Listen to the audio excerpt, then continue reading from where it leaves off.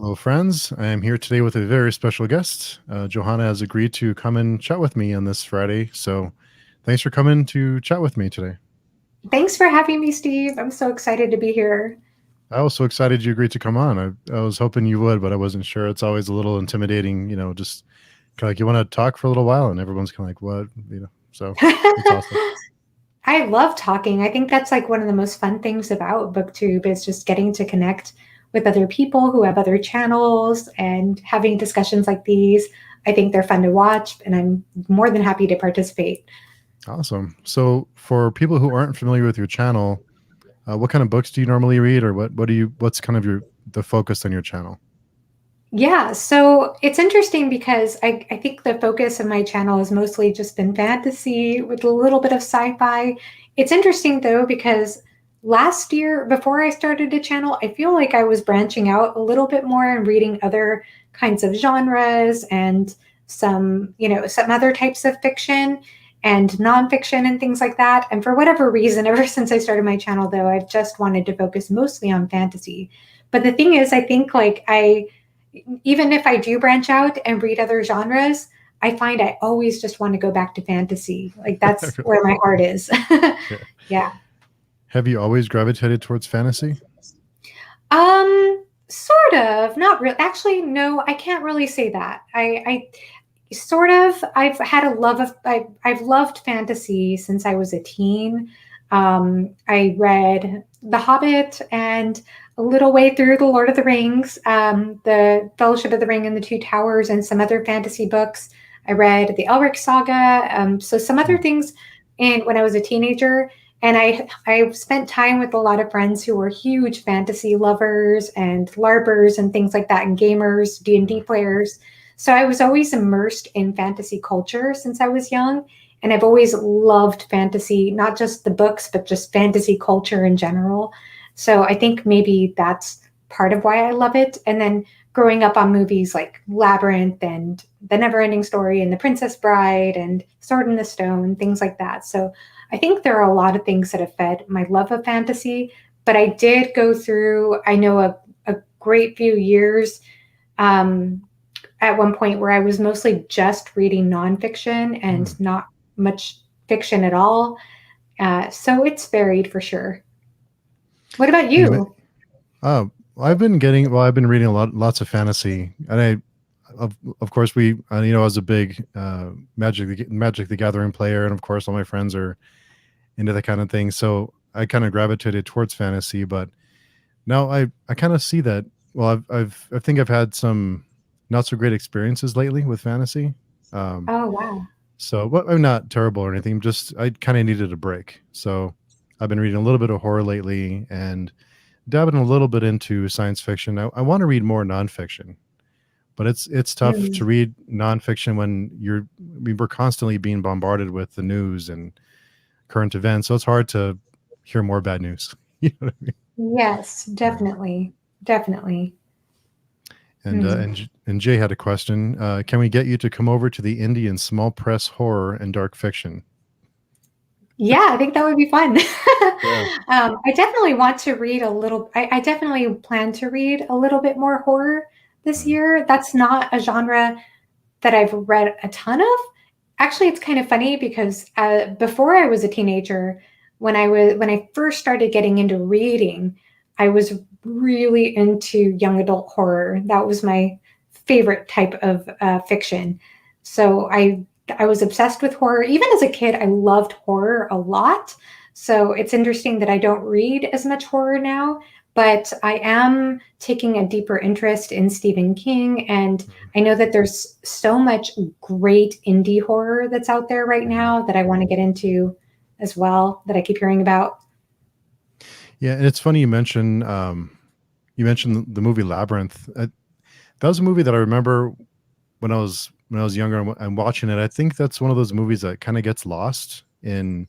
It doesn't get mentioned a whole lot, and I think that was really influential for a lot of people in our in that generation because it was such a great movie, and it's still it still holds up. Well, last time I saw it anyway. So I'm Oh glad you yeah, mentioned that I one. love Yeah. that. I think, that's fascinating that it's not as talked about anymore. I know that that's definitely the case. I feel like a lot of younger generations just don't really care for it at all. I guess it's not aging well anymore. But it was a cult classic for a long time, for a good couple of decades.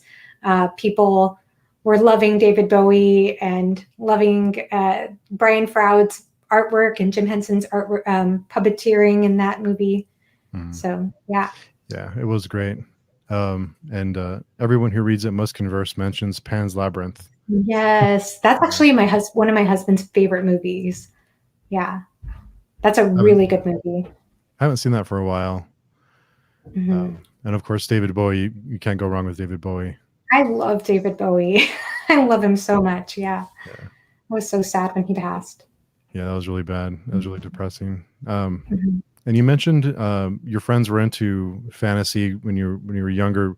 Did you ever get into D&D when you were younger? Oddly, no, I've never played D&D. There were a couple of times when I was with friends and we'd start to try to create characters and we'd spend all night creating a character and then Yeah. never played. So no, but I did, this is kind of embarrassing to admit now, but I did do some LARPing. So that's live action role playing. So I did do a little bit of that. I never really could get that deeply into the role playing aspect of it, but I thought it was fun. I just like to hit people with foam swords. That was like my thing. Yeah, Okay. totally Yeah. nerdy. No, Yeah. that's awesome. And it always it looks like one of those things that when someone mentions why I'm a LARPer, and it sounds kind of silly, but then they look like they're all having fun. So you want to Oh yeah. participate, but Yeah. you feel I think it's that initial kind of getting involved, and when they role play, that's a whole nother level. I don't know if I could do that either. Yeah, I couldn't get really into that part of it, and even just the magic part of the game. Always, I mostly just liked the ditch battles where you just go one on one people, sword and shield, and I just love that. That was fun for me. But I did have a wonderful group of friends that I made through LARPing, and we'd go to coffee shops at night and hang out, and then on weekends we do all types of crafts and stuff for the LARPing and have parties, and it was just a really fun it was just a fun like social activity more than anything else for me. Yeah, and was it like an afternoon, or did they go and camp out and do the whole village? Yeah, they did that too. So Wow. there was definitely some camping, and a lot of times we get around a fire and drink beer and sing songs and whatever. Yeah, so it was kind of like it was very much like a fantasy culture. It really Cool. was. And a lot of the people I spent time with, they were deeply into gaming. They were deeply into not just D&D, but other types of kind of role playing games and things like that. Mhm. Yeah, it was an interesting time for sure. I noticed that on your channel, the reviews that you do, they're you kind of step up to from just kind of repeating what the story was about, which when I saw your one of the first videos I think I saw that you had done, it was Blackstone Heart, the review you did. And I thought it was great because you really got into themes and you really dug deep into the book and the themes behind it. So is that something that you do, that you spend time thinking over and kind of getting your thoughts together, or is it do you just kind of go with whatever, just kind of flow with it, or is it like more like a script? Okay, so thank you so much, Steve. That is like such a compliment to me. So a couple of things about that. One is that I think we as booktubers, we probably try to give the kind of review I assume that we would want to receive. Mhm. At least that's what I try to do. And I know that for me personally, I don't know, this is probably going to be a bit of a weird take on booktubing. I kind of gloss over and zone out when people go into detail about plots in a book. When people say this happens and then this happens and then this happens and this character and this character and this character. And I mean, it's fine. And I'm always glad to hear some of that. But I find more often than not, I am more interested in sort of like the emotional response that somebody has from the book, the deeper takeaways they have, the deeper messages they take, the deeper themes and messages they take from the book. I think those are the reasons. And I do know that themes have become a huge part of what appeals to me about a book, because I want a book that I'm still thinking about after a while, that Mhm. I'm not just forgetting about 2 weeks later. So I do think themes are very important to me, and that is probably why I don't go into depth about the plot as much. And I see the chat in there. Me too. Thank you. Yeah, good to hear that there are other people who feel that way too. Because yeah, I think that I zone out a bit with that. Hmm. Yeah, and that's something that, and like you said, I don't want to. No, it's not a negative thing. It's just I don't really enjoy reviews that just repeat what the story was about. Because then at the end, it's kind of like, well, I don't have to read the book now because I know everything that happens. So I do like when reviewers dig deep and bring themes out, and even if it may not be the themes that I pull out of it, it's still interesting to hear the reaction from someone else reading it. Yes, exactly. Exactly. Um, and yeah, as far as like the themes, so I think that a couple of things when I'm reading a book, sometimes the themes, they'll just kind of pop out at me, and I won't even think about it. It'll just kind of come to me. And sometimes they come to me when I'm reflecting back on what happened.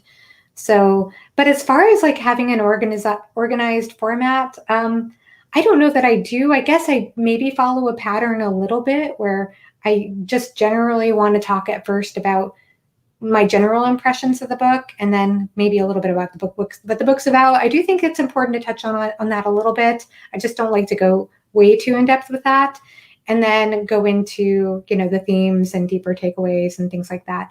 But it was interesting because when I first started my channel and I started doing that, I noticed that my reviews were incredibly short as a result of doing that. Yeah. And it made me feel really uncomfortable because I realized most booktubers, they can go on and do 20 to 30-minute reviews, and my reviews are so short. And I think it's probably because I don't talk a lot about the plot. But it made me feel self-conscious for a while there, because I Hmm. thought, wow, maybe my reviews are too short. Maybe I need to go, maybe it's not enough. So I've questioned that Yeah. too. Yeah. It's funny you mentioned that because there's been times when I've done a review for a book and I feel like I'm talking for a long time, and after a little bit of editing, it's like 5 minutes long. And I see Yes. other reviews that are 25, 30 minutes long, and it's like, what am I not doing? You kind of wonder, maybe I'm missing something here, but I think, like you mentioned, a lot of it on the longer reviews is they repeat what happens in the book, and this character meets this character, and X, Y, and Z happens. And then, so I think, uh, and for me anyway, I tend to gravitate towards the shorter reviews when I'm watching videos. So I try to keep them, tighter and shorter. That way they can watch a review and then move on with their lives, not have to sit there for too long. Yeah. And I think another thing that's probably been influencing me is, I'm sure from seeing my channel, but I've been reading through Malazan Book of the Fallen, Mhm. that series. And one thing that really shifted my whole relationship with that series and how I connected with it, and what changed me also as a reader as a result of connecting with it, is understanding that Erickson, the author, is more of a theme based writer than Hmm. he is even a like plot driven writer. I mean, there's a plot, there are incredible characters, but for me, it's once I realize it's really about like the themes are at the forefront of everything else. That was what got me to really finally click with the series, to Hmm. look for the themes. And one thing I heard in an interview with him, and I think this is a good tip not just for his books, but for any book you're reading and you're looking at deeper themes or deeper connections to what's going on in the book, is that he said that a lot of times the way that he writes when he's trying to think about themes is his way of writing themes is the way you can figure those out is what the characters are struggling with. Hmm. So if a character is struggling with loneliness or betrayal or death or any kind of thing, it's what the character is struggling with is usually the hint of what the theme is. So I love that. I think that's so helpful too for any kind of book you're reading, to just sort of understand what the thematic importance is. Oh, interesting. And it looks like a lot of other commenters are green, that they preview the they that they prefer the shorter reviews. Ashley, my reviews are always on the short side. I feel like sometimes people over-explain what the book was about. If I'm reading horror or thriller, I want to know as little as possible. Oh, yes, especially for horrors and thrillers too, right? Yeah, Mm. absolutely. And Jay had a question for you. Have you had a chance to interview any of the authors you've read? Not yet. I'm nervous too. I guess that might come up at some point, but I haven't yet. I know you have. You've already talked with several authors. Richard Nell and Mhm. Michael R. Fletcher has been on your Mhm. channel. Is that right? Yeah. Yeah, yeah. Yeah. I'm so shy, but maybe someday. Yeah. Yeah. I'm always nervous. I'm always nervous for all these right before, we turn on the camera and we just start talking. So I'm always really nervous. And then it just it's just like talking with anyone. So it ends up being okay. But yeah, I've made some great connections and made some friends and just some great conversations. And a lot of the people who are willing to talk to someone like me they're small press, authors who I really love their work. And so it's worked out really well because I have a lot of respect for them and enjoy their work. And it's been a really just wonderful to be able to chat with them. Yeah. Yeah. I think getting a little more into Twitter has been helping me see that, like to see them as more human, Yeah. because a lot of them do post frequently and it sort of humanizes them for me a little bit. Whereas I don't, usually I'm just like, wow, who is this person? Where did their Yeah. ideas come from? Yeah, that's cool. Maybe you can help me with something. So is it pronounced Malazan or Mhm. Yeah, Malazan? yeah, yeah, it's Malazan.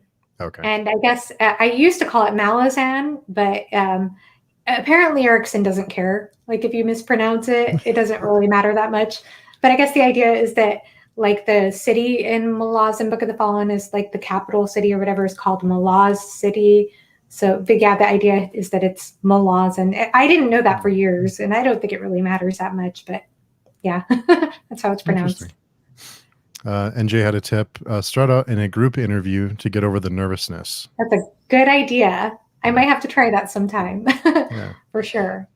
And your channel and Philip Chase, because I had tried reading Gardens of the Moon, and it was the first fantasy I've read in a really long time, and I think that was probably a bad decision because it's so dense.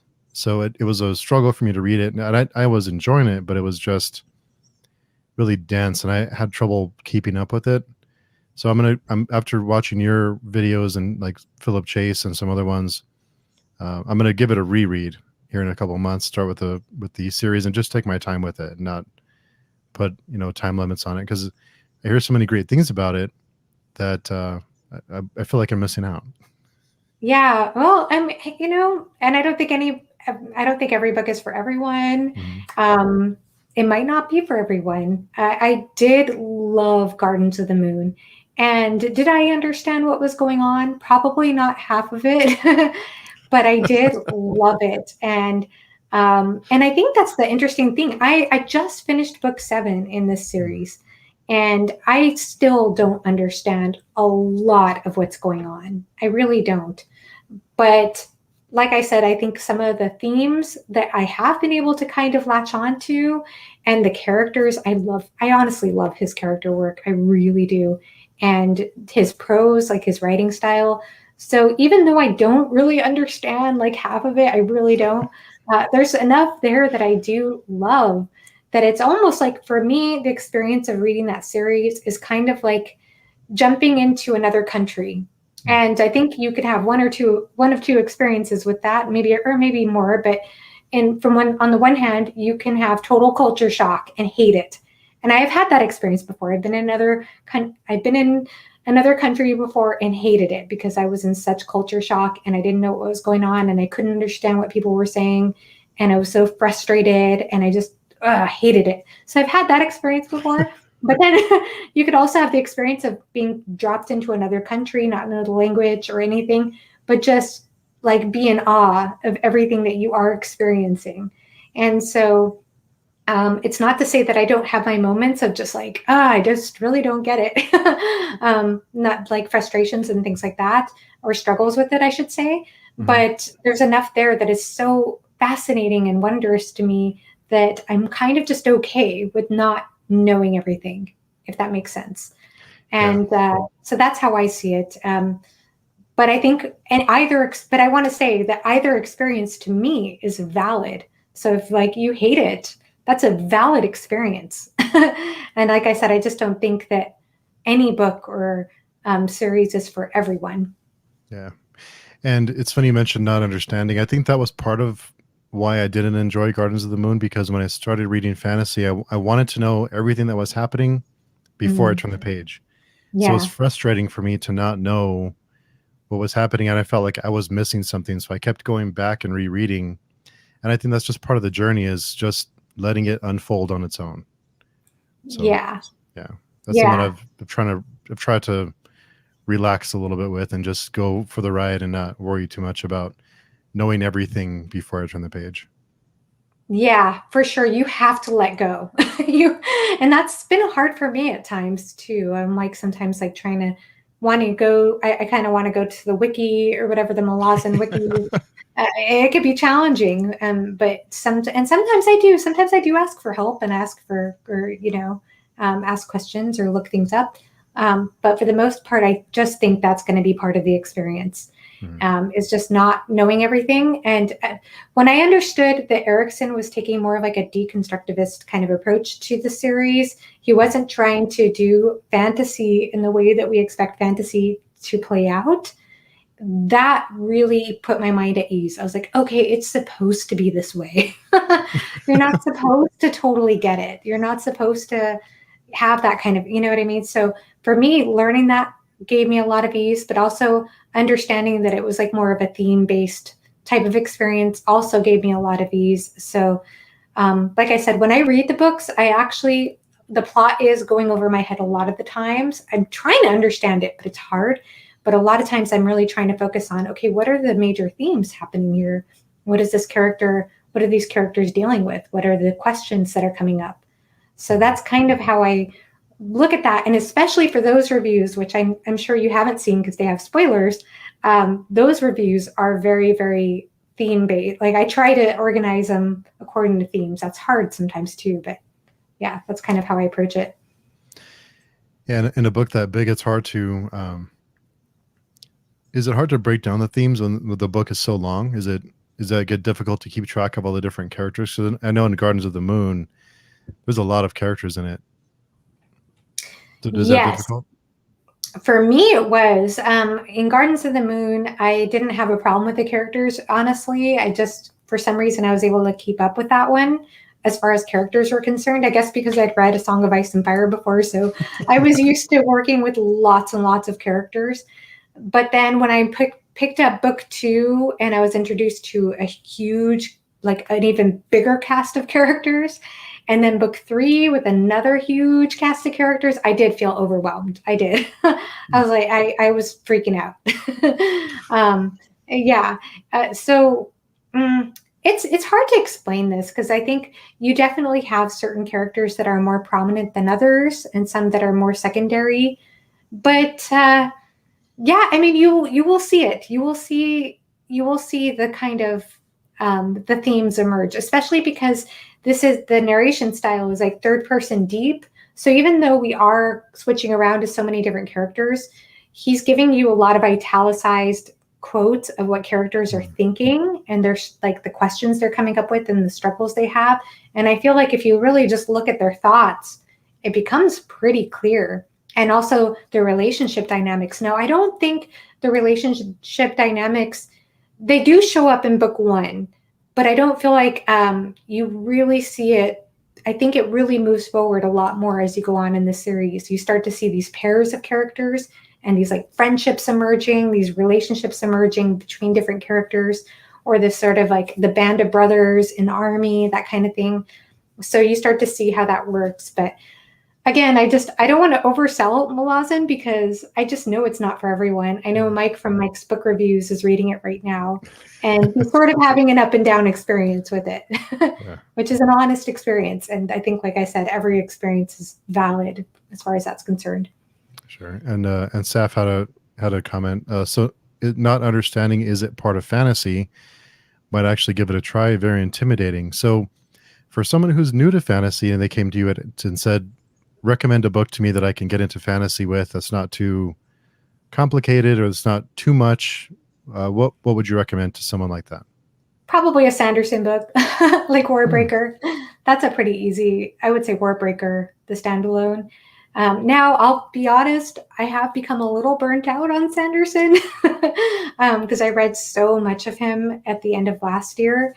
But he's excellent with plot. He has characters that people tend to love. And I think Warbreaker is a fantastic standalone. I had a wonderful time with it. It has great humor, it has great world building, Hmm. it has a fun plot. So I think that would be the one I would point people to.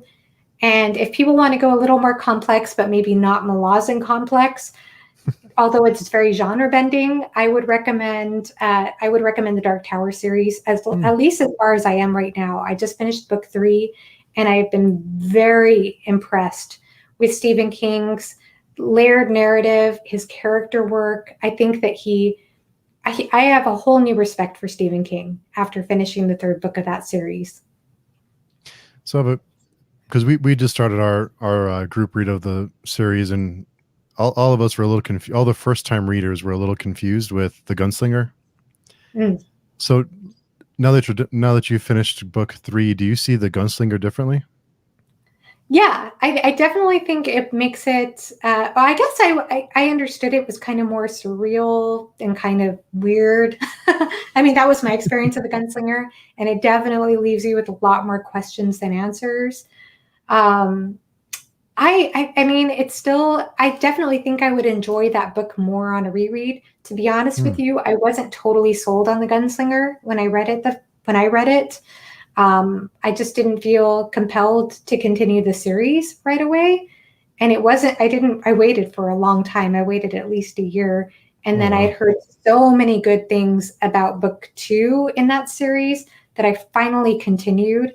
And wow, I was just completely blown away. Hmm. But it is very surreal. But if you want something like that's a little more complex, that has layers and that's very genre bending because you do get the horror elements in there, it is dystopian, it's fantasy, it's a lot of different things. It ties in many allusions to great poetry, to Hmm. other works of literature, some nods to Tolkien, but in a weird horror surreal sort of way.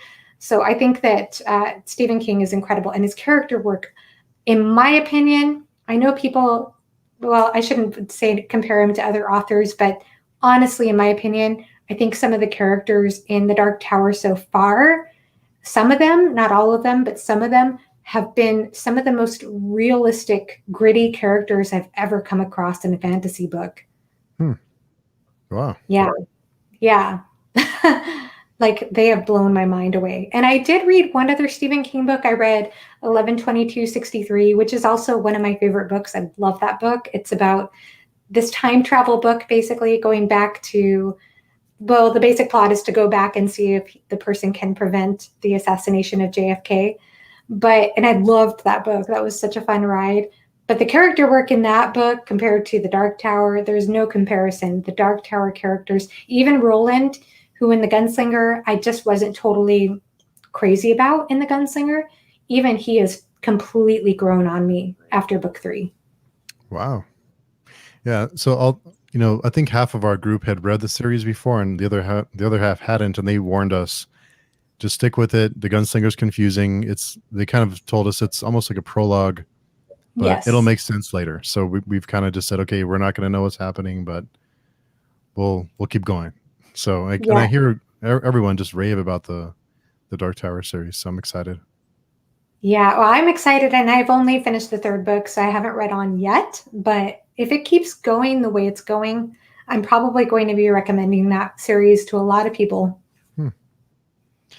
And Patrick Ryan had a comment. I go into fantasy series with the assumption that I'll eventually be reading it a second time, so I don't sweat it if I'm a bit confused for the first reading. Yes, and Yeah. I think the Dark Tower series to me has incredible reread value. I mean, I could already tell, like from what I've read, that I'm already going to want to reread that series. At least the first 3 books, they have left that impression on me. Wow. Do you reread lots of books? Not a lot. Maybe I mean, I guess I've reread a few of them, but usually never more than once. There are several I want to reread, and it just depends, but not a lot because I tend to be a very slow reader, and there are so many books I still need to get to. Yeah. So it just doesn't happen all the time.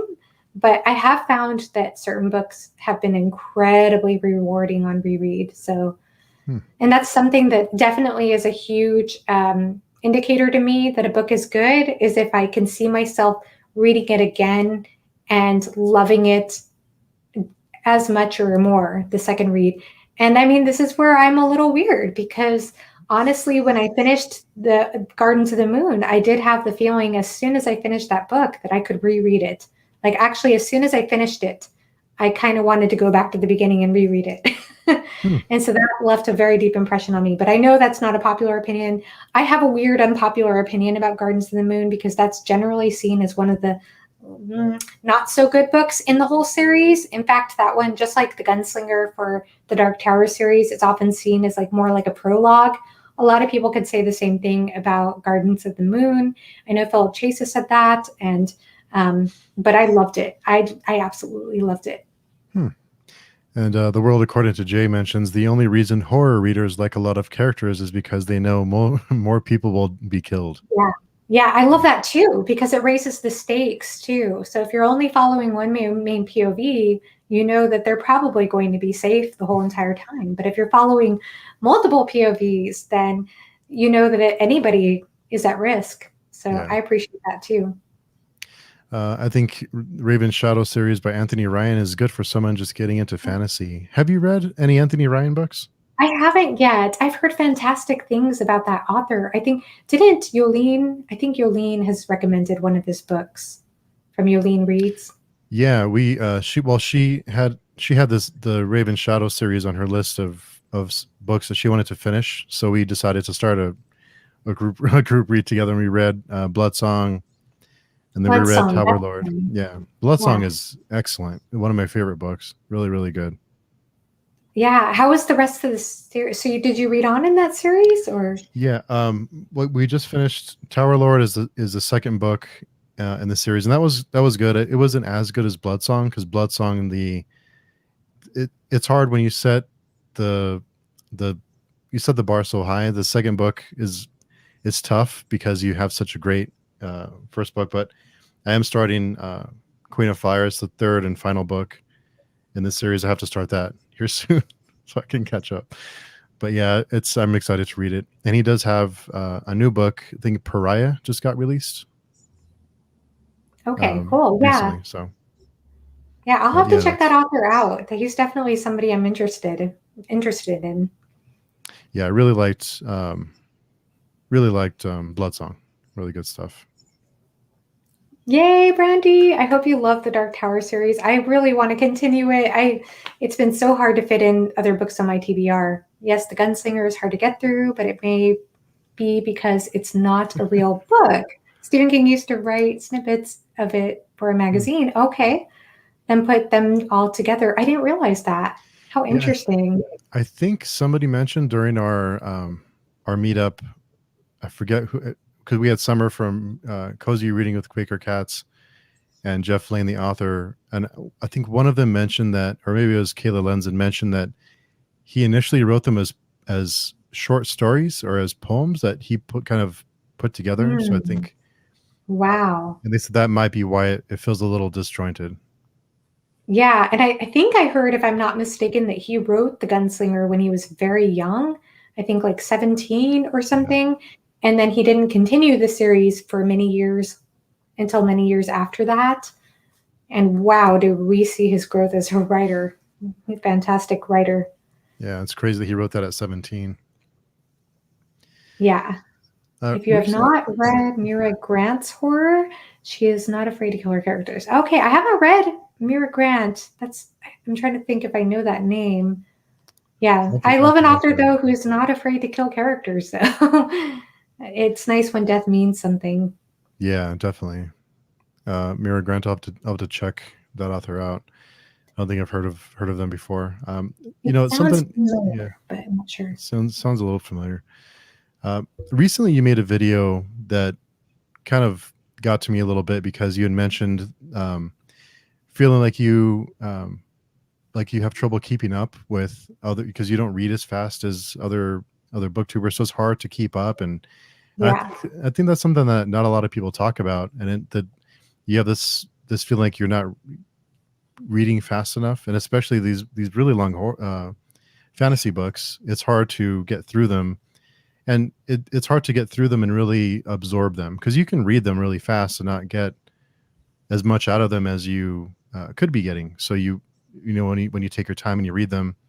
So I think that's something that not a lot of booktubers talk about, is that need to feel like you need to keep up with everyone else. Yes.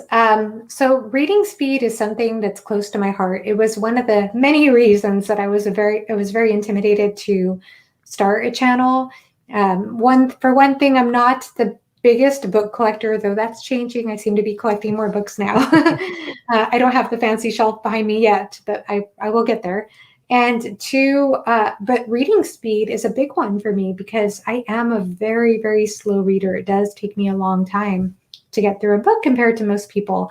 And actually, that's why I don't do reading sprints anymore on Hmm. people's channels, because I can't stand it when people ask on reading sprint channels, like, how many pages did you read? Because I'm always, it's pathetic how slow I am compared to everybody else. And that's something I've always been a bit self conscious about ever since I was even a kid. I remember being probably one of the slowest readers in my class all the time, but it every time I try to actively push my reading speed, I'm out of the story every single time. I'm not absorbing what I read. Yeah. So I can sort of skim, like when it comes to nonfiction, that I can skim, that I can kind of read fast, but not fiction, because that's really not why I read fiction. It's not to just get the information. It's not just to get the plot points. It's not just to, and I think I am a little different than some people I've seen on BookTube who say, that they're there to absorb stories. For me, it's not just to absorb the story, it's to kind of, I mean, like in the sense of like learning what happens in the story, but to sort of feel immersed in the story, to feel like you're really in the story in a way. Hmm. And moving to the comment, I'm a very slow reader as well. I'm a strong reader and remember most of what I've read, but I'm slow. Yes. Yeah. Yeah. And it's Yeah. funny you mention that too, because there's been times when I feel like I have to hurry up and read something, and when you have in your mind that you have to get through, okay, I have to get through 50 pages to keep up, or to, and it kind of takes me out of the like you said, it takes me out of the story, and I'm more concerned with getting through it than I am enjoying it. And then you don't enjoy it like you could be, which is depressing. Yeah. Yeah. It really affects my enjoyment of a book. It's a huge challenge to let go of that. But yeah, for sure, that's something that's close to my heart. And so, actually, recently I haven't done a TBR video because of that, because I don't want to put pressure on myself to read. I know it sounds kind of pathetic compared to most booktubers, but right now, like I'm in August, and all I've read so far is I just finished Reaper's Gale, which is the Malazan book 7, and that book was about 820 something pages, 27 pages in trade paperback, which means in Wow. mass market paperback, that was probably like what, 1,300 pages or something. And so it's a lot, and it's dense. It's incredibly dense. There's incredible prose, like poetic passages and things like that. And I read The Green Knight. I reread that. Hmm. And I think that that's it. And then I just started my Dune reread. So I Hmm. don't really want to put pressure on myself to read 5 books if I read as slowly as I do. Yeah. Yeah, especially fantasy. It's hard to keep up with fantasy because they're usually 600 plus pages, so it's hard to keep up. But it sounds like we're not alone. Amy at A Star Reads and I both claim to be slow readers. We should start a club. Yay, the Slow Reader Club. Definitely. Yeah, Oh, thank you, I'm with Brandy. you. I had to just accept that I'm not going to read as many pages as everyone else during reading sprints. I am starting to be okay with that. That's good. I probably should just embrace that. Yeah. Jay, I'm so slow. I'm still reading the first comments to the show. Same here. Actually, I have a hard time even following all the comments sometimes. Yeah. Yeah. Um, let's see. Yes, Jay Oh, Marigrand is, yeah, McGuire's horror pen name. She's written a political zombie series, Feed, Killer Mermaids, Into the Drowning Deep. Those are the ones I'm yes. familiar with. Oh, okay. Middle Game. Okay, I know that author now. And the Wayward Children series. Yes, I was thinking it sounded familiar, so that's the pen name. Okay. Yeah. Yeah. Yeah, I've heard good things about this author for sure. Have to look them up. Yeah. And our friend Paperback Empire, have you tried immersive reading? I'm Hmm. an extremely slow reader too, and I've found that immersive reading has exponentially boosted my comprehension or compression. Yes, and I Yeah. do enjoy immersive reading at times. Yeah, absolutely. I did that actually with some of the Lord of the Rings. I didn't do that. I sort of went back and forth with doing that with the third book, Return of the King. So not actually as much with Return of the King, but with the Two Towers, especially. My friend Brittany from the channel Books with Brittany had recommended this amazing, amazing audiobook version of The Lord of the Rings. It's on Spotify for free, Hmm. of all things. I can't remember I can't remember exactly the name. An Unexpected Journey, I think, is the name of the podcast. And the narrators of that were unbelievable. Plus, I think they even had like some of the musical score in the narration. So it felt so powerful. It was such a powerful experience. But I can't just when it comes to dense fantasy, I usually have a hard time if I'm just listening. So I try. For that, I did want to, and I love Tolkien's prose so much that I definitely, I didn't just rely on listening. I did read with the book too. But with So that, even with yeah, that, I didn't want to speed through it though. yeah, I wanted to definitely. take my time. So immersive reading, is that when you're listening to the audiobook and reading at the same time? Yeah, Oh, okay. it's when doing both at the same time. Yeah. So you I sometimes do. can go a little faster if you do that. But for me, I don't know, even doing that, I still don't want to go super fast, depending on the book. It just depends. I hear a lot of people. Well, the first time I was introduced to, I think Leslie mentioned it during our first law read that she was Yeah. listening to the audiobook and reading at the same time, and she said that helped her with Yes. I did that that she with that enjoyed it. series too. Yeah, I did that with that series too because Stephen Pacey's narration of the first Law trilogy of all of, I guess, Abercrombie's books, he is so good. He is so good. He's an amazing narrator. So I do think that that audiobook experience is different than actually the reading experience of a book. But I did love that experience with his narration. It definitely next leveled it for me for sure. Hmm. And I didn't know this. Andy Serkis, Gollum from the movies, is doing a narration of Lord of the Rings. He did The Hobbit last year. Oh, I didn't know that. Oh, cool. Nice. Yeah. Yeah. That would Oh, be really fun to listen to. Yeah, the narrators who did that Lord of the Rings on Spotify, though, even the guy who did Gollum, he very much sounded like Andy Serkis as well. It was so impressive, and hmm, it was so good. It was just so good. I loved the Lord of the Rings.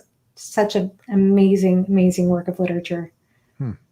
And you reread that recently, right?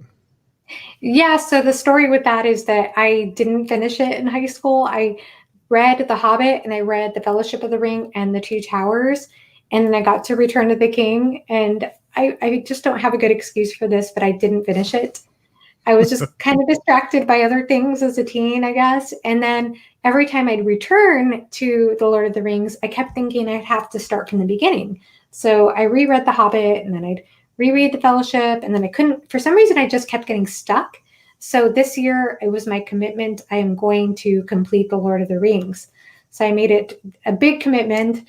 And my big reward to myself was to have Philip Chase on my channel to talk about it afterwards. Of course, there isn't no need for it's rewarding in itself to read Mhm. the Lord of the Rings, but it was really fun to talk about it with Philip Chase because I also read On Fairy Stories by Tolkien, So I got to learn a lot about where Tolkien was coming from and his approach to fantasy. It's a fantastic essay on fairy stories. So it was really fun to get to finally finish it because, wow, the tears just streamed down my face at the end of The Return of the King. It was an amazing experience, Hmm. just so powerful.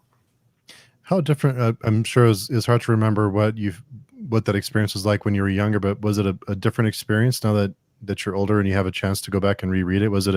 Did you pull different themes and different ideas out of it than you would have when you were younger?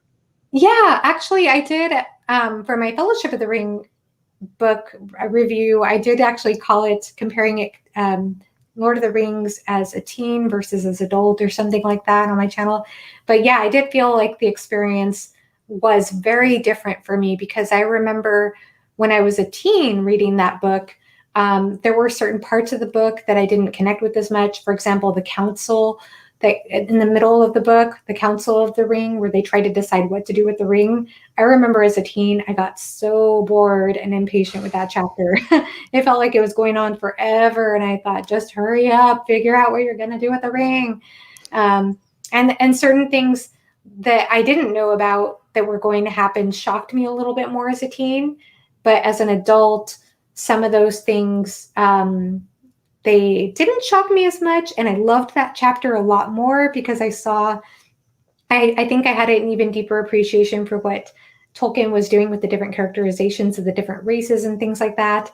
And definitely the themes did stick out to me quite a bit more. And Hmm. the foreshadowing stuck out to me a lot more on the reread than it did the first time I read. So it Hmm. was a different experience as an adult, but I definitely think the beauty of The Lord of the Rings is it's something that you can love and appreciate at any age of your life. Hmm. It's a series I have to read one of these days. I keep putting it off, but every time I've reread it, I've got different stuff out of it, and it just makes me love the series. It makes my love for the series grow each time. Super glad you enjoyed it, Joanna. Yes, yes, it's so wonderful. It's just so wonderful. I get so excited when I talk to other people who understand because it's like I finally understand, having finally finished it. Like I said, the tears. I stayed up late at night finishing The Return of the King, and I could not stop crying. It was Hmm. absolutely incredible. It was one of the most beautiful reading experiences I've ever had in my life. Wow, that's Yeah. high praise. And with being a slower reader and you have to be pickier with the books you choose to read. How do you pick what books you plan to read? How do you kind of narrow it down and prioritize what you want to read? That's a really good question. And I don't have the best answer for this.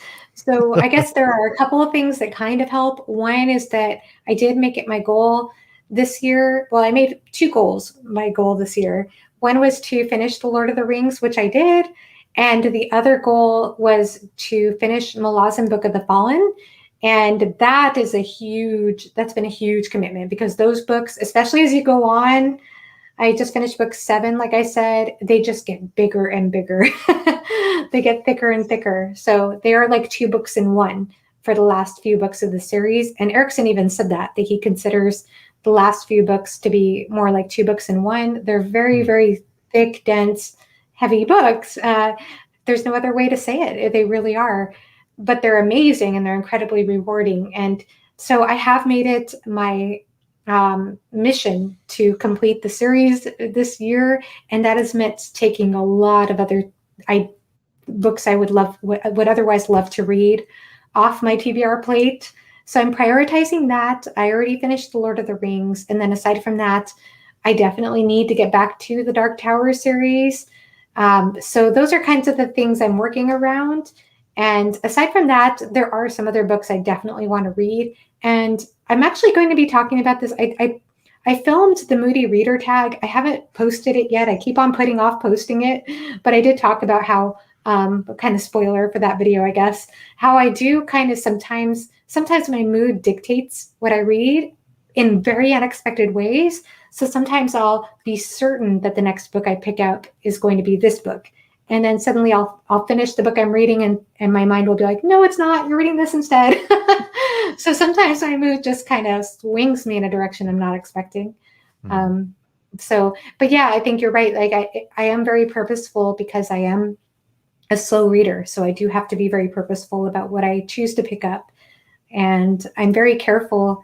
I think I've become much more discerning about that because I know before I started a channel, before I joined BookTube, I was watching a lot of other BookTube channels. And if I saw somebody get remotely excited about a book, I immediately would pick it up. Yeah. And not that I have any regrets with any of those books, but but I don't get so easily swayed anymore because I know at the end of last year I felt like I just pressured myself to read a bunch of books because everybody was reading them. And I realized that wasn't so rewarding for me, that I'd rather be, like you said, just more purposeful about what I read and what appeals to me. It's interesting you mentioned that because I was the same way. Like I would watch a review and somebody's really excited. So I want to read that now, and you have to be a little bit more little choosier. But when a book is really popular on BookTube or on Goodreads or wherever social media, are you more or less likely to try it? It depends. It really depends. I mean, definitely BookTube has influenced me. I think like it's funny. Hi, Andrew. I see Andrew in the chat. Something that Andrew and I are going to pick up a little later this year together is Guns of the Dawn by Adrian Tchaikovsky. Hmm. And that's one of the reasons I want to pick that one up is one, it's a standalone. So I don't have to worry about committing to another series. But the other reason is because of our good friend Alan at the Library of Alexandria, who is who has added so many books to our TBRs. And speaking of people who do that, your channel, of course, Steve, you've made me so interested in so many indie books. For sure, you've been a huge influence on my TBR. I'm definitely picking up the Richard Nell series. And Andrew from Andrew's Wizardly Reads, he has just he's so infectious. So he's definitely made me want to pick up a number of books too, including the Nightmare Land Chronicles. Mhm. So yeah, there's definitely a lot of influence on BookTube. Leslie at the Nerdy Narrative is constantly making me eager to want to pick up different books. Yeah, I'm constantly in temptation land watching BookTube videos, constantly. There have been so many times where I've wanted to just shift what I'm reading right away and pick up this book or pick up that book. So, I mean, I don't know. I'm very, very impressionable. I guess I'll just say that. But I think because I've made it such a strong commitment, I'm going to finish Malazan and Book of the Fallen this year. It has helped me to sort of temper my my excitement a little bit. And then I'm thinking that once I finish Malazan and Book of the Fallen, I'll just kind of probably go wild. I don't know. We'll see how that works out. Yeah, it's when you start a series, does it bother you if you don't finish it? Do you feel like you have to go through the whole series from start to finish, or can you, if you're not crazy about the first book, can you put it away and it not bother you? That's a good question. Hmm. So I definitely have been, especially since getting into booktube culture, I have been spacing out reads of in certain series. I didn't used to do that when I was much, much younger. If I started a series, I would read the series from beginning to end. And I kind of miss that a little bit. I do. I don't think that would work so well with Malaz and Book of the Fallen because those books are so dense that I definitely need to rest emotionally, mentally, everything after I finish one of those books. But yeah, I mean, mm, I'm trying to think like right now, I'm definitely committed to the Dark Tower series. I'm definitely committed to Laws and Book of the Fallen. I definitely want to pick up She Dreams in Blood, which is the Hmm. sequel to the Obsidian Path series by Michael R. Fletcher. That's a high priority for me too this year. I definitely want to get to that.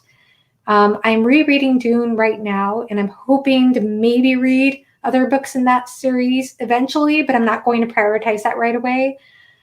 But other than that, I have DNF'd a lot of series Hmm. after the first book. Like it's just, okay, I'm not totally sold, not moving on. And so I have a hard time DNFing books, but I don't seem to have a problem DNFing series. That has happened a number of times.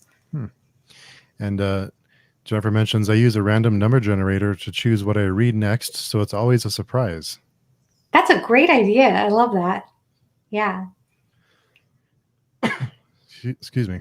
Andrew mentions when I started BookTube, my book buying exploded. Yeah. Yeah, I've definitely been buying more books for sure. A little too Yeah. many. Yeah. Jay has to run. Watch the rest later. Good show. Nice meeting you, Johanna. I subbed. Oh, right on. Thanks for Thank you dropping so by, Jay. much. Yeah, thank you. And Ineridad Adventure mentions, yeah, I got to go too. Super glad I got to join the live. Awesome. Oh, thank you. Yeah. Yes. Some I fellow, love their channel. yeah. Oh, yeah, that's great. And it Yeah. surprised me they don't have a ton of, a ton of viewers in it. They have such great content that, Oh, I love their channel. Yeah. yeah, I've only watched a couple of videos so far and I've loved their content. Absolutely. Yeah. yeah. So whoever's watching, if you're not already, check out that channel, Ineridad Adventure. It's really good stuff. Lots of great content. Yeah, everyone should Yes. sub. Yeah, Yes. Definitely sub to them. yeah, Fantastic. I love that. I love that they're a brother and sister doing a channel together. That's wonderful. yeah. That's got to be great. So you mentioned, do you when you decide to DNF a book, what's the what's the breaking point when you DNF a book? Okay, so I am not one who DNFs books very often. Hmm. That rarely happens. It does happen every once in a long while. Um, I think the only book I've DNF'd this year has been Sorrowland by something Solomon, and it's a very popular book right now.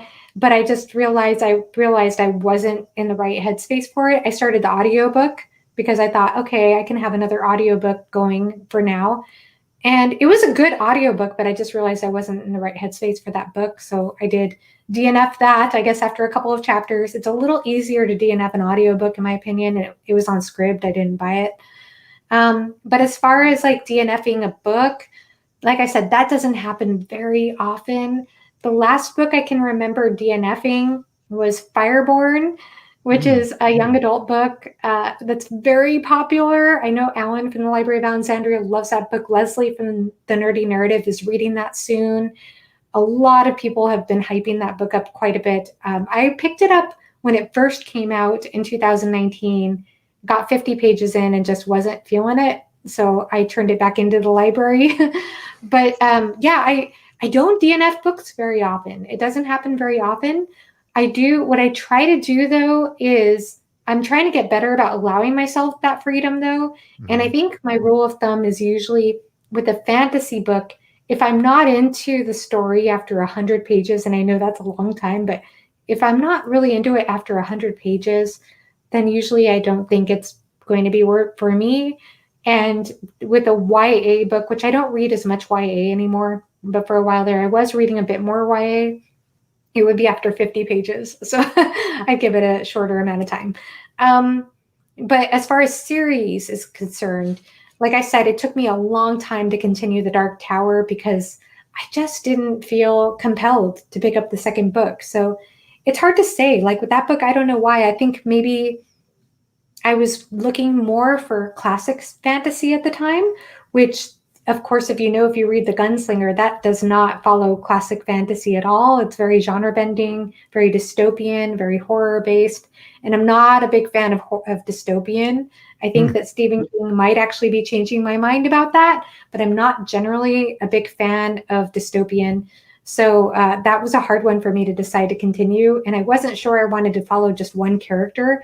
Usually in fantasy, I like to follow a cast of characters rather than just one. So that was another reason I wasn't sure I was going to continue the Dark Tower series. I'm happy to say that you do expand your character cast after book one. So that was a huge, I wish I had known that. Like when I first finished the book, I wish I had known that second book would be so much better. But Hmm. anyway, so those are things. Another one, let me think. I did DNF Brent Weeks series, the Lightbringer series after book one. And I think I DNF'd that because it was fun, kind of. I mean, I thought it was okay. I thought that I'm not really speaking very highly about it, am I? I'm not selling it. It was I fine think for there now. was just something about the writing style that I didn't quite click with. And it was really hard to put my finger on it. It just felt like we were kind of wandering in and out of characters' thoughts, but it just felt kind of random. And I don't know, it wasn't that bad, but it just wasn't. Usually, it's if the first book doesn't make me feel inspired to pick up the second one, that's usually when I DNF the series. Hmm. And Jennifer mentions, I never DNF. I can't start something and not finish. It bugs me too much. I Yeah. used to be in that camp too until I had to give in and just let it go. But yeah, it used to bother me not to finish what I started. Usually for me, it's the writing style. I think that that's what it usually boils down to. Like, for example, I did DNF the Green Bones saga. Is that what it's called with Jade City? And Oh I've yeah. heard the second book is way better. But I was so bored during Jade City. I was so bored. And I thought the way that the writer Fonda Lee wrote her writing style, it wasn't like it was actually there were things about it I really admired, and I thought she was able to capture a lot of subtlety in certain moments. But then the way she just would kind of refer to things in the past, Hmm. and it just it really I just could not connect with it. I just couldn't get into it at all. So I think the writing style is a big part of why I end up DNFing a series. Hmm. And you mentioned one of the books you want to read this year is She Dreams in Blood, because you, like we had mentioned before, Yeah. the you had read Blackstone Heart earlier this year. Yes. And Michael Fletcher, his writing style, I've really come to enjoy because I'm not sure about Blackstone Heart, but in Beyond Redemption and The Mirror's Edge, he writes these really bleak, dark stories, and then he has this humor that just kind of pops up out of nowhere and gets you. So it's this weird combination of these really great funny moments, but the stories are really dark and depressing. So He does it's have weird a how he good pulls it sense off. of humor. Yeah, and I love that combination too. When you have an author who creates a dark world but still has a little bit of humor in it, like Joe Abercrombie obviously is a master with that. I think Steven Erickson's actually pretty good about that at times. So I think like having some humor in there really does help carry a dark story. I think what I loved about Blackstone Heart, I really loved how the world was unfolded through the character's perspective. I think he does a really good job of world building in a way that it's not just info dumpy. It's not just like telling you and describing the world. It's more like how the character is psychologically responding to the world, how Hmm. the character is interacting with the world. And so you feel much more, I don't know, it just felt much more engaging for that reason. Hmm. It just felt like it was constantly moving at a really good pace. And something else he did really well, I think, in Blackstone Heart is I think I'm learning this year that I'm a big fan of it. This is kind of a weird thing, but and I'm just using Blackstone Heart to make this decision about myself. But I really loved how it's sort of built on classic fantasy a medieval world with a modern twist. Like there's like a modernness to the characters and edginess to the storyline. And I love that combination. I've decided. I love that combination. I recently actually was on Philip Chase's channel talking about The Green Knight, the film. Mhm. And at first, I wasn't sure what I thought of that film, but afterwards, I decided I loved it. And one of the reasons I loved it was because of that element. It was, and Philip will tell you as a medievalist, it didn't do a historically accurate job at all of medieval Europe or medieval England, I guess.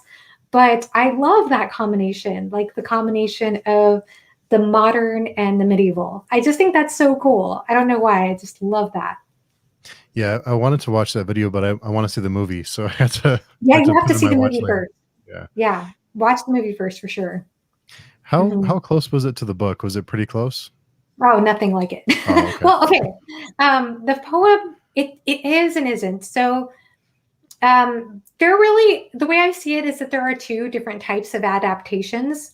One is or adaptation styles in film, and I mean, there's probably a spectrum when it comes to this. But the way I think of it is like either the director and the screenwriter are trying to do everything exactly like as close to the book or story as possible. So, like examples of this would be Lord of the Rings, yes, they did cut out a huge section in the Fellowship of the Ring, or cut out major sections in the book, but not enough that it changes the story. And it still felt very much like Middle Earth. It was Gandalf as you would probably ever imagine Gandalf to be, the characters, the casting. They try to capture the detail of what the reader might imagine, just in strict in detail. Same with Harry Potter. So I think there's that type of adaptation where it might not be exactly like the book, but the directors are trying. They're trying to appeal to those who are the fans. And then there's a different kind of adaptation style in which the director and screenwriter are taking elements of a story and then sort of reimagining that story, still keeping some of the basic components of the plot, maybe, but really reimagining it completely. And so that was definitely how I saw The Green Knight. And I like that. I thought it was really effective, actually. So if you read Sir Gawain and The Green Knight, it's it's interesting because the tone, of course, it's a Middle Ages poem. It's got a merriness to it. I can't describe it any other way than that. And the character Sir Gawain, I think is actually a pretty smart character, even though he has his flaws. And there's sort of this sort of cheerful message behind it too. It's hard to go into detail. I don't want to go into too much detail, but you get a very different sense of tone with the movie is very much very dark compared to the poem, and it definitely it shifts things. It adds things to the plot. It adds storylines. It makes the character Sir Gawain totally different in many Hmm. ways. It makes a lot of the characters actually very different, but I loved it. And so some of the major points of the story are still there. The major themes are still there, but it's like a modern reinterpretation of the story. Hmm. So it just depends. I think if you go into it understanding this is not a strict reinterpretation of the poem, and just be open minded for something totally modern and new and reimagined, then you might appreciate it. But if you go in trying to expect it to be just like the poem and try to follow exactly like the characterization, the tone, and the exact storyline of the poem, then you're probably going to be disappointed. So that's the way I see it. Hmm. And you had mentioned the knight not being a perfect character and having flaws. Does it bother you in whether it's a book or a movie if the story doesn't have um, likable characters? Does that bother you? Do you still get the same enjoyment? Because I hear some reviewers say, well, I really wanted to like this book, but I didn't like any of the characters. None of them were good, and I couldn't get into it. Does that bother you if there's no good characters, if they're all flawed? Does that bother you? Mm, Not really. I actually tend to like flawed characters, which I think is why I ended up really enjoying Joe Abercrombie's books. And I did enjoy Rin in the Poppy War trilogy. Hmm. Now, I was a bit disappointed with the third book for various reasons, but I did really enjoy the psychological exploration of that character and how she grappled with trauma. So, no, I do enjoy messed up characters for sure. And I loved A Song of Ice and Fire. That's one of my favorite series, even though it's unfinished. And every character in that is pretty messed up. So, definitely, I don't mind flawed characters. It's funny you mentioned Rin, and I won't give any spoilers to anyone who hasn't read the Poppy War, but in the second book, I really started to understand why Rin said and did the things she did. So at first it was a little felt a little off, but in the second and third book, I understood why she did what she did. So I like that she evolved the way she did. I thought it made sense. Yeah. Yeah, I thought so too. I loved Rin for that for sure. I mean, you really see some extremes in her character, but I found that absolutely fascinating. And some people just found it so annoying. And there were times when I found her very annoying, but but I still really overall just found her fascinating for sure. And I think that was purposeful. I think she was supposed to be a little annoying at times and a little frustrating. I think that was intentional by the author. But and it's funny you mentioned the ending because um, it's very people either seems like they either really love it or really hate it. But what I enjoyed about it is that the author just went for it and didn't and just did something that some people may not have expected, and just told the story that she wanted to tell. So I respect that. Yeah, yeah, for sure. And I mean, even though there were certain things about The Burning God I didn't care for, Mm-hmm. I still overall really enjoyed that trilogy. And I would definitely read other books by R.F. Kuang for sure. Mm-hmm. I think she wrote the first Poppy War when she was in college too, if I remember right. So she was Yeah, fairly very young. young. Yeah, Very yeah. impressive. Yeah. I had so much fun reading that book. Yeah. Mm. Yeah, Brandy says she loves a flawed character, definitely. Yeah, that's why she loves Ashton Sand so much. So, I can't wait to read that. Yes. yeah, So we're excited. we're reading. Well, this month was Kings of Paradise, and so next month we're reading the second book again. But yeah, I just love that series. So I'm looking forward to when you have a chance to read that. I think you really enjoy it. We will definitely have to talk when I do. So, are you enjoying it just as much on a reread? I've started skimming through it. I've been a little bit behind because I had a lot of work changes and stuff, so I haven't had as much time to read. But I just love that series so much, and especially the second book. So many unexpected things happen, and it still just blows my mind. But the second book is really probably my favorite out of the trilogy. But yeah, all the books are just wonderful, really great. Yeah, It's that's a fun cool. journey. I can't Yeah. wait to try it out. I already got the like trilogy on ebook. Yeah, Hey, David. yeah, yeah. Let me know. Hey, David, and let me know when you want to. Yeah, I'd love to chat. I'd love to chat about that one with you because I think you really enjoy it. I hope you will. Anyway. I'm sure. I bet I will. Yeah, I'm excited about that. There are so many different indie books that I want to read for sure. Right now, I just need to get to Michael R. Fletcher's She Dreams in Blood, but I'm definitely excited to get to Richard Nell's books. And he seems like a really cool guy Oh yeah, from what I've he's yeah, seen. he's great. Yeah, he's awesome. Yeah.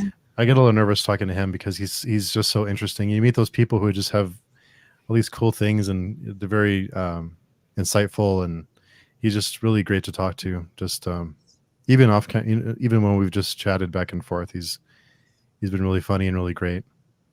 Yeah. He seems like it. And I guess he's really into history too, from what I understand. But the world building in that trilogy looks really fun. Yeah, definitely. And on your channel, do you have a schedule, or do you feel the need to have some kind of schedule that you have to keep up with? I try to aim for a minimum of one video a week. I ideally I'd like to have two videos on my channel a week. I can't really do more than that. But it's been a little challenging lately to get that done. I guess I go through seasons with that too, Mm. but no real specific schedule.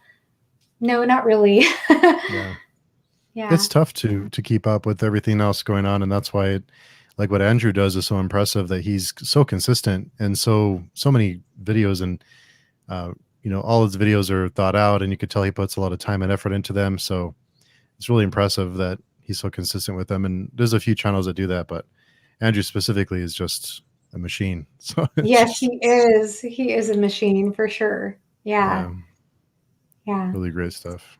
What about you? Do you follow a schedule? I used to I used to do every Tuesday and Thursday, but now that my work schedule changed because I went from working 7 p.m. to 7 a.m. 12 hour shifts.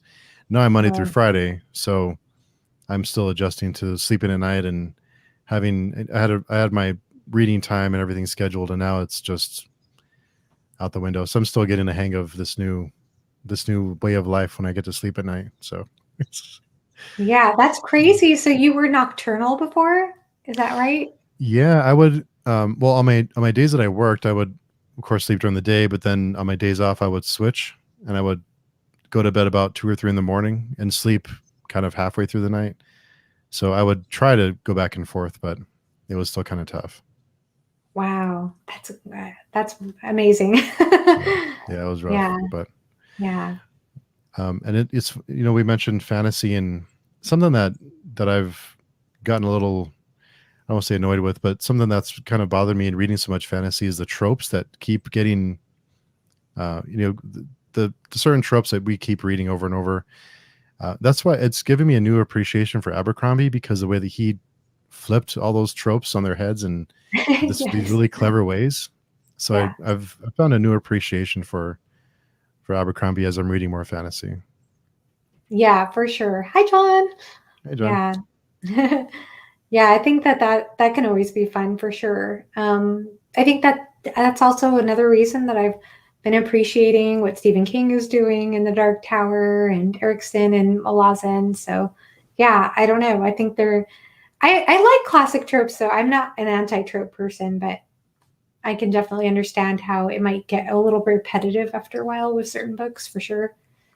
Yeah, there's certain ones that are a little unknown, not but after I've read more fantasy, I've really come to appreciate Abercrombie and what he did with his first law trilogy more. And Bailey Books and Sport mentions he's 85% done with Ash and Sand and need to quicken my pace before the live show. So you have some time. The last 100 pages or so really pick up, so you'll be fine in That's cool. Kings of Paradise. Yeah. How fun. Are you going to have Richard Nell on for the live show? I don't. I think probably at the end. So in a few months when we finish, maybe I'll invite him back.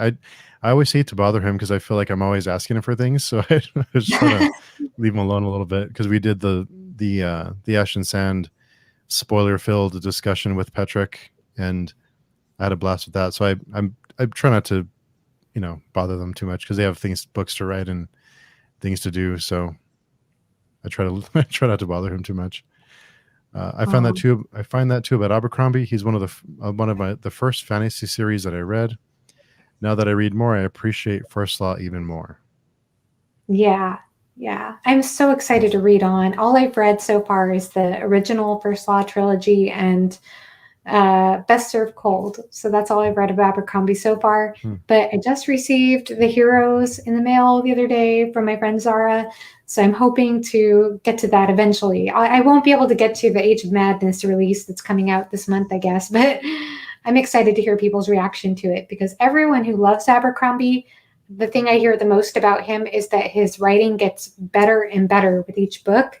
And after reading Best Served Cold, even though there were parts of Best Served Cold that there was a chunk in Best Served Cold that I thought maybe I wasn't as crazy about, Hmm. I did feel like his writing style improved. I think he showed his growth as a writer, even since the trilogy. Hmm. Yeah. Interesting. Yeah, well, we haven't gotten to this. We haven't gotten to the standalones yet, but we're thinking maybe next year, maybe beginning of next year. Yeah. Yeah. Impressive. Just- Impressive writer.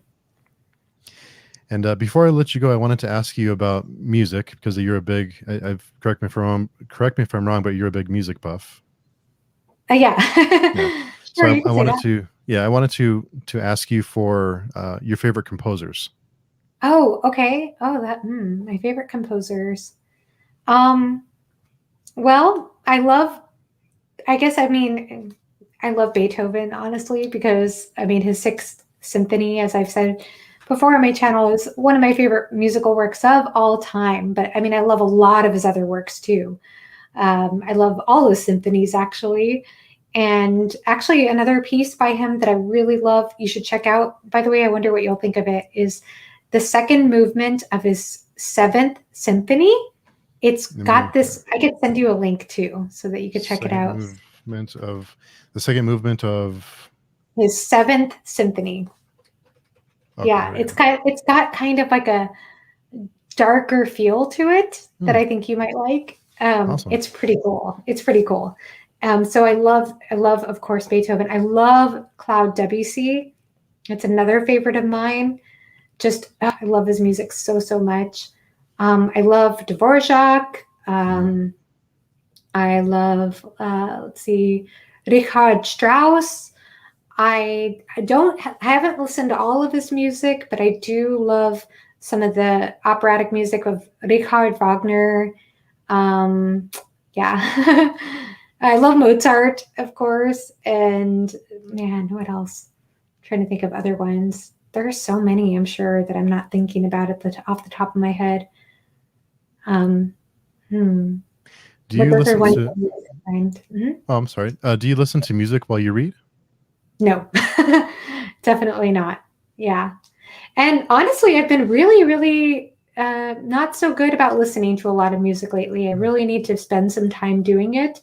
The thing is, though, when I listen to music, a lot of times, especially when it comes to symphonic music, I find myself wanting to just put my mind on the music and not anything else. So that's my favorite way to consume music for sure. Hmm.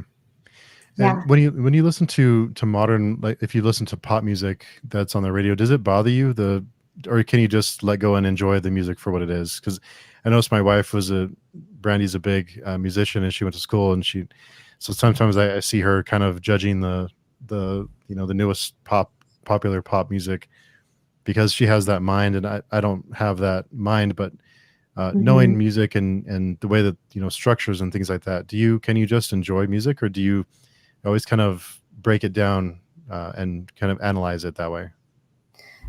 Um, Sort of a combination. Like I think there was a period in time when I couldn't really listen to pop music without criticizing it in my head all the time.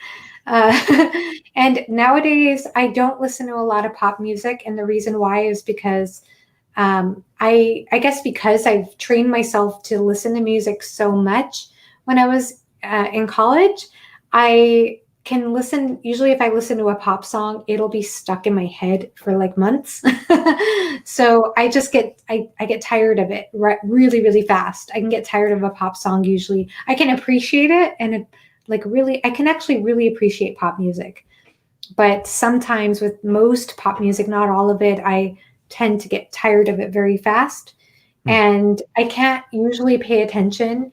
Like, for example, this used to be really strange to my husband, but he would play the radio when we were driving somewhere. And I like have to let him know I cannot listen to you when music is playing because my mind wants to go to the music and I just can't do it. I can't focus on other things when music is playing. So, and I do have to admit though, I cannot stand country music. Maybe Hmm. I'll get there someday, but I can't. I listen to country music and it hurts my brain for some reason. So yeah, it's just a lot of varied experiences, I guess. Hmm. And Brandy mentions I am constantly picking at the same chord progressions over and over. Oh yeah, yeah. Yeah, I think that's why, that's how it gets so stuck in your head too, because it's like the same thing over and over again. Yeah.